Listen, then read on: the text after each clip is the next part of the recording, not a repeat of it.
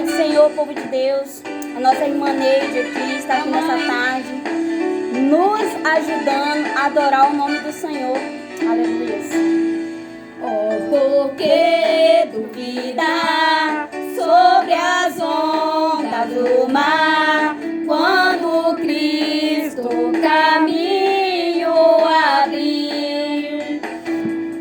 Quando forçado és contra as ondas lutar, seu amor a ti quer revelar. Solte o cabo da nau. Soltei. Solta o cabo da nau, toma os remos nas mãos e navega com fé em Jesus. Com fé em Jesus, e então tu verás que bonança se faz, pois com ele seguro será.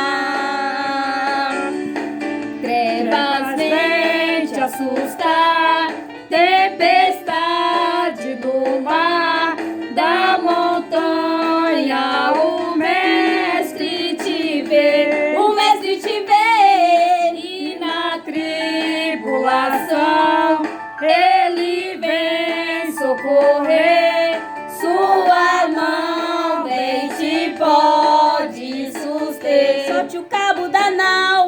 solta o cabo da nau, toma os remos nas mãos E navega com fé em Jesus, com fé em Jesus, e então tu verás que bonança se faz, pois com ele seguro será.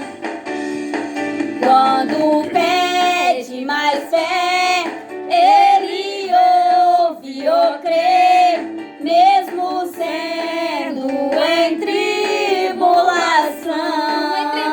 tribulação. Quando a mão de poder o teu ego tirar sobre as ondas, poderás andar. solta o cabo da nau, Solte o cabo da nau. toma os remos nas mãos e navega com fé em Jesus. Com fé em Jesus, e então tu verás que bonança se faz, pois com ele seguro será. Glória a Deus.